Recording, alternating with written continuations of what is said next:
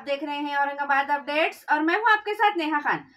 तनवीर मोहम्मद यूसुफ अंसारी, रहने वाले collector office road, Fazilpura, labour colony, उम्र 54 साल, ये कुछ दिनों से लापता है। किसी को नजर आने पर स्क्रीन पर दिए हुए नंबर पर कांटेक्ट करके इनके घर वालों को इत्तला दे सकते हैं। मुख्यमंत्री देवेंद्र फडणवीस कल 5 बजे पैठण औरंगाबाद महामार्ग के महानगर पालिका के फारोड़ा यहाँ के जल शुद्धिकरण केंद्र से मुलाकात करेंगे। छावनी पुलिस की बड़ी कामयाबी, गुजरात, मध्य प्रदेश और कई सारे जिलों में से प्रॉपर्टी मिसिंग कंप्लेन के 11 महंगे मोबाइल, जिनकी कीमत तकरीबन 2,07,000 हो सकती है, जब्त किए गए हैं। विनोद पाटिल, इन्होंने महानगर पालिका आयुक्त जी श्रीकांत इन्हें 5 दिन का अल्टीमेटम दिया है। इसी को लेकर आज इन्होंने एक पत्रकार परिषद ली है। देवेंद्र फडणवीस साहब को मैंने विनती की और जब मैंने उनको सारे शहर के नक्शे बताए, उन्होंने तुरंत ही निर्णय उन्होंने लिया। जो मेरा निवेदन था उन्होंने स्पष्ट कहा कि महानगर पालिका आयुक्तों को उन्हें आदेश दिया है, आप देख सकते हैं, और उन्होंने अंडरलाइन किया है कि लोगों को मुआवजा दो। महाराष्ट्र के मुख्यमंत्री कह रहे हैं कि इस पे चौकसी होना चाहिए और चौकसी करके उस पर कार्रवाई होना चाहिए, लोगों को मुआवजा मिलना चाहिए।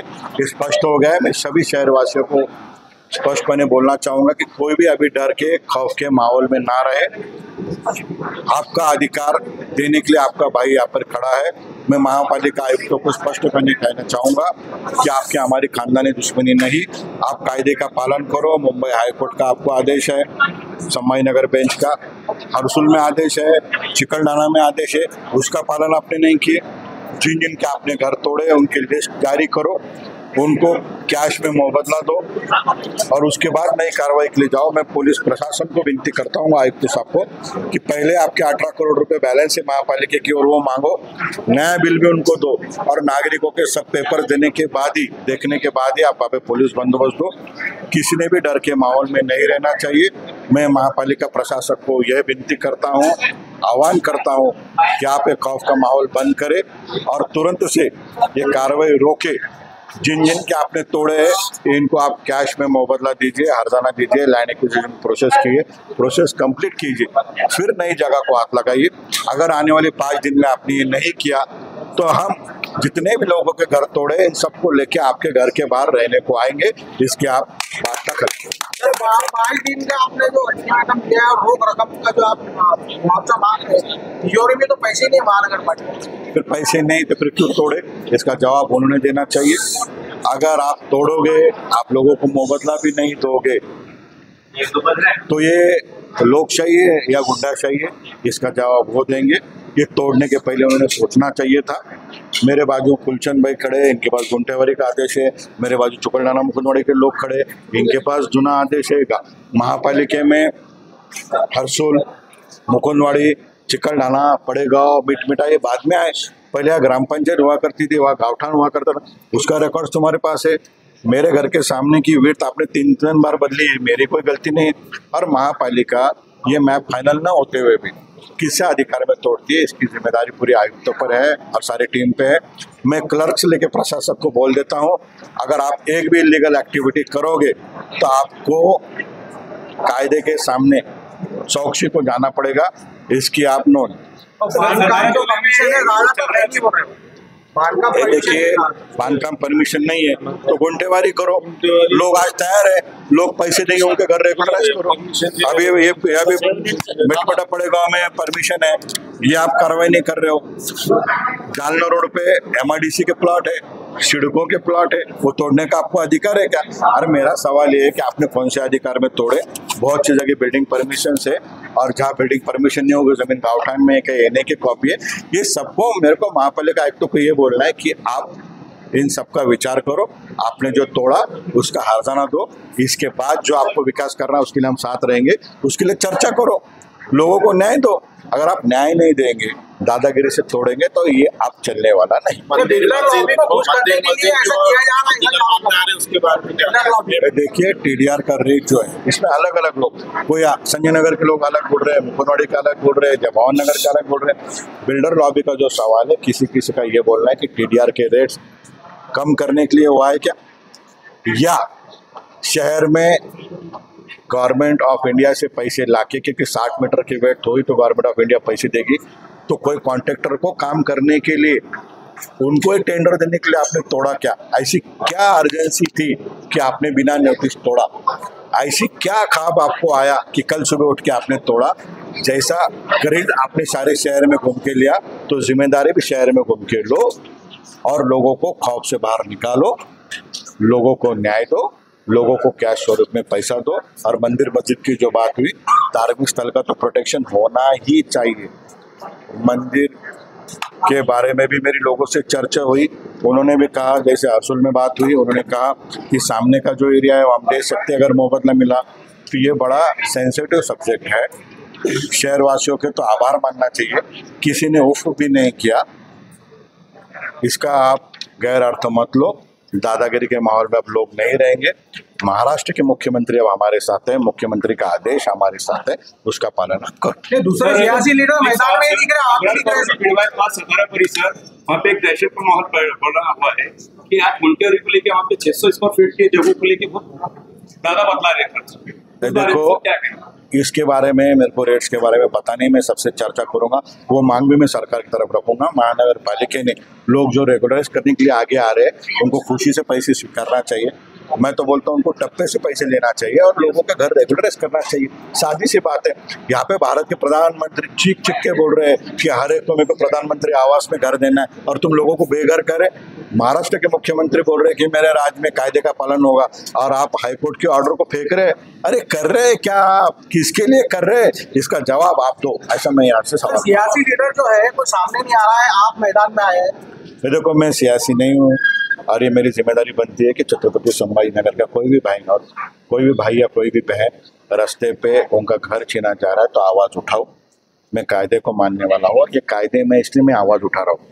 अगर हमारी गलती होती, हम कायदे में नहीं होते तो हम शब्द से भी नहीं बोलते, पर कायदा है, कायदे के अंदर अगर आप हमको मुआवजा नहीं दोगे तो रही सियासत लीडर की बात तो लोग डिसाइड करेंगे, जनता है, जनता निर्णय लेगी, हम कुछ लेना देना। आज बीजेपी आमदार संजय केनेकर, इन्होंने कल होने वाली कावड़ यात्रा के नियोजन को लेकर आज एक पत्रकार परिषद ली है। संजय भाऊ केनेकर ने इस पत्रकार परिषद में बताया है कि कल होने वाली कावड़ यात्रा ये ऐतिहासिक कावड़ यात्रा रहने वाली है। या पत्रकार परिषदेला प्रथमतः आपल्या सर्व पत्रकारांचं मी स्वागत करतो। एका विशिष्ट हेतूने आज ही पत्रकार परिषद मी आमदार झाल्यानंतर प्रथमतःच प्राधान्यानं एका मोठ्या चांगल्या आणि पवित्र कामाच्या शुभारंभासाठी ही पत्र माझे मित्र आणि भारतीय जनता पार्टीचे शहर जिल्हा अध्यक्ष सन्माननीय किशोरभाऊ शितोळे यांनाही या पत्रकार परिषदेमध्ये मी आवर्जून निमंत्रित केलं। आज या पत्रकार परिषदेला विषयाला सुरुवात करताना मी प्रथमतः दिलगिरी व्यक्त करतो, मी थोडा उशिरा आलो, कामानिमित्त मी बाहेर होतो। श्रावण महिना हा हिंदू धर्मातील पवित्र असा महिना आहे। या महिन्यात हिंदू धर्मातले सर्व सण आणि उत्सव हे साजरे होतात। निश्चितच या महिन्याची महिमा हिंदू धर्मामध्ये फार आगळी वेगळी आहे, त्यात मी जास्त जात नाही, परंतु सर्व हिंदू जनमानस या महिन्यामध्ये शिवाची आराधना करतो आणि पौराणिक एक ऐतिहासिक महत्व या महिन्याला असल्यामुळं आणि या शिव आराधनेच्या या महिन्यात सर्व जण पवित्र दृष्टिकोनातून आपले आपले सण आपल्या आपल्या सर्व शुभ आणि म्हणूनच ही एक पौराणिक असा देश आहे। हिंदू संस्कृतीने चांगल्या पद्धतीने या संस्कृतीत मडलेला हा देश, आणि त्याच्यामुळं ज्या वेळेसही मोठमोठे युद्ध झाले त्या वेळेसही हर हर महादेवाचा गजर झाला युद्ध सुरू होताना. आणि त्यामुळेच हिंदूंची शिव हे ही हिंदू मधली एक शक्ती आहे. आणि त्यामुळं आम्ही सर्व नवयुगामध्ये एक हिंदू धर्मामधलं एक उत्सव या दृष्टिकोनातून शिव आराधनेसाठी कावड यात्रेचं आयोजन मी सर्व हिंदू संघटनेमधल्या वेगवेगळ्या संघटनेमधल्या सगळ्या युवकांना एकत्र करून जवळपास 8 ते 10,000 युवक उद्या आपल्याला या यात्रेत दिसतील. आणि ही यात्रा खऱ्या अर्थानं कावड यात्रा म्हणून आपण प्रयाग मधलं आणि गोदावरीचं जल आपण सुरेवाडी इथून या यात्रेची कावड यात्रेची सुरुवात करा. सुरेवाडी जाधववाडीतील सुरेवाडी येथील रामेश्वर मंदिरामधून, रामेश्वर महादेव मंदिरामधून ही सुरुवात होईल. आणि टीव्ही सेंटर येथे खऱ्या अर्थानं जो आपण उत्तर प्रदेश आणि वेगवेगळ्या ठिकाणाहून काही कलाकार बोलवलेले आहे, हे कलाकार खऱ्या अर्थानं 16 फुटी हनुमान, जटाधारी जवळपास 15 फुटी महादेव आणि मोठी कावड जी 50 फुटाची कावड आहे, त्याच्यावर हनुमानाची मूर्ती, श्रीरामाची मूर्ती, महादेवाची मूर्ती, या मूर्ती घेऊन एक मोठा कलश कावड यात्रेचा, ज्याच्यामध्ये गोदावरीचं पवित्र जल जे खडकेश्वर येथील महादेव मंदिरात ते जल पूजेसाठी अभिषेकासाठी वापरून तिथं मोठा अभिषेक महादेवाचा करणार आहे. खरं तर ही कावड यात्रा या महाराष्ट्राला सुजलम सुफला करण्यासाठी ही कावड यात्रा आहे. आणि हिंदू धर्मातल्या एक नवचैतन्य युवकांच्या माध्यमातून या महाराष्ट्रात निर्माण व्हावं, छत्रपती संभाजीनगर मधून मराठवाड्यात हा मेसेज जावा हिंदू संस्कृतीचा, म्हणून हा जल्लोष करत या भागातील शेतकरी समृद्ध व्हावा, या भागातील खऱ्या अर्थानं महाराष्ट्रातील प्रत्येक घटक, मग तो कामगार असो, दीन दलित उपेक्षित असो, या महाराष्ट्राच्या परिवर्तनामध्ये त्याला लाभ मिळावा, या भूमिकेतून खऱ्या अर्थाने ही कावड यात्रा आहे. आणि ही कावड यात्रा शिव आराधना या महाराष्ट्राच्या समृद्धीसाठी आहे. आणि म्हणून या शिवयात्रेला आपल्याला निमंत्रित करतोय. ही शिवयात्रेची टीव्ही सेंटर येथे पूजा होणार आहे या कावड यात्रेची. आणि ही कावड यात्रेची पूजा इथले जे ख्यातनाम पूजनीय हरिभक्त पारायण रामगिरी महाराज यांच्या हस्ते ही पूजा होणार आहे. आणि आवर्जून ते येणार आहे. आणि त्या पूजेला खऱ्या अर्थानं त्या पूजेपासून ती कावड यात्रा तिथून सुरू होणार आहे. तांडव नृत्य रस्त्यामध्ये वेगवेगळे महादेवाचे नृत्य हे आपल्याला तिथं पाहायला मिळतील.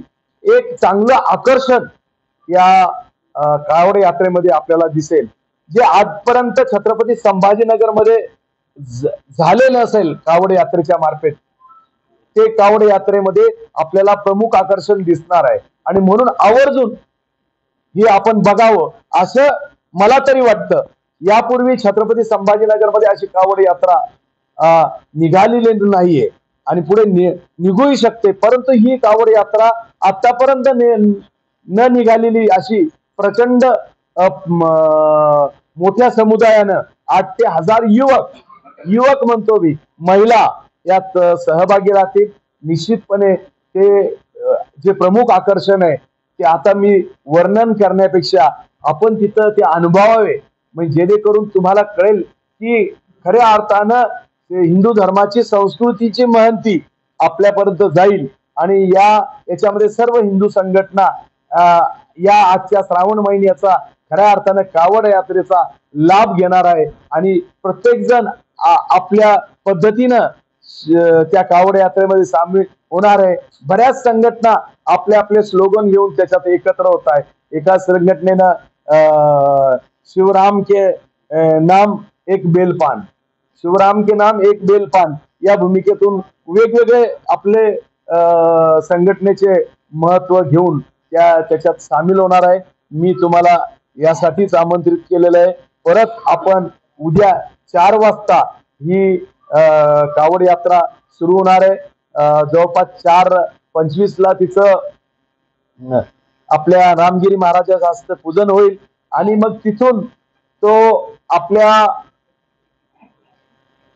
रोज गार्डन जे मौलाना आझाद रिसर्च सेंटर आहे तिथून अलीकडचा रस्ता घेऊन ती हिमायतबागला टच होणार आहे. हिमायतबाग पासून ते दिल्ली गेट आणि दिल्ली गेट पासून तर शहागंज गांधी पुतळ्यापासून सिटी चौक पासून ते गुलमंडी पासून ते औरंगपुरा मार्गे खडकेश्वर महादेव मंदिरात तिचा समारोप होणार आहे, अभिषेक होणार आहे आणि ते जल गोदावरीचे जलाने तो अभिषेक होणार आहे. आणि या यात्रेमध्ये खरं प्रमुख आकर्षण जे बाहेरून कलाकार येणार आहे ते दाखवणार आहे. आणि एक मोठा जनसमुदाय आतापर्यंत एवढा जमलेला जनसमुदाय त्या कावड यात्रेमध्ये जमणार आहे. त्याच्यासाठी मुख्य आमंत्रित मी तुम्हाला सर्वांना करण्यासाठी ही पत्रकार परिषद आयोजित केली. निश्चितपणे आपल्याला या बाबतीत काही सांगायचं असेल तर सांगू शकतात. मी किशोर भाऊंना विनंती करतो. किशोर भाऊ आपल्याशी 2 शब्द बोलतील. सर्वांना नमस्कार. आपण पाहताय की आपल्या विधान परिषदेचे आमदार भारतीय जनता पार्टीचे महामंत्री संजयजी केनेकर साहेब यांच्या पुढाकाराने ही यात्रा होती. हिंदूंचा हा पवित्र सण श्रावण महिना आणि अनेक युवक अतिशय श्रद्धेने हे गोदावरीचं पाणी असेल, वेगवेगळ्या नद्यांचं पाणी असेल ते घेऊन जाऊन आपापल्या गावांमध्ये महादेवाला अभिषेक करण्याची आपली परंपरा आहे. पण ती अतिशय मोठ्या प्रमाणावर सगळ्या युवकांना एक दिशा देणं, अध्यात्म आणि धार्मिकतेच्या बाबतीतला हा विषय एकत्रित करण्याने एक श्रद्धा वाढेल अशा पद्धतीने याचं केलेलं आयोजन संजय भाऊंनी हे केलेलं आहे. आणि त्याच्यातून खूप चांगला संदेश आपल्या छत्रपती संभाजीनगरात जाईल. युवकांसाठी एक मोठा चांगला उपक्रम हा ठरेल. या सगळ्या उपक्रमाला आपण सगळ्यांनी आपल्या माध्यमातून प्रसिद्धी द्यावी, सगळ्यांपर्यंत ही माहिती पोहोचवावी आणि आपणही या यात्रेला यावं असं निमंत्रण देतो आणि थांबतो.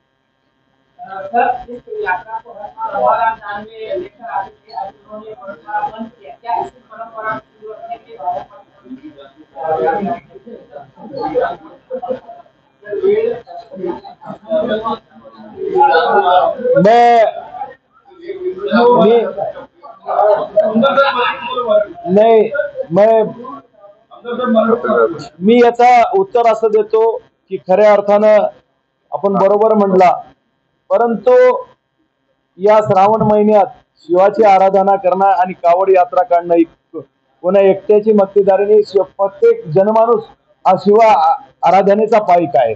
आणि त्यामुळं प्रत्येक जण मागच्या वेळेस प्रत्येक जण आपापल्या पद्धतीने छोट्या करत असते. पण मी ह्या वेगवेगळ्या छोट्या यात्रा होण्यापेक्षा एक अखंड कावड यात्रा करूया ही भावना सर्व हिंदू संघटनेच्या आहे.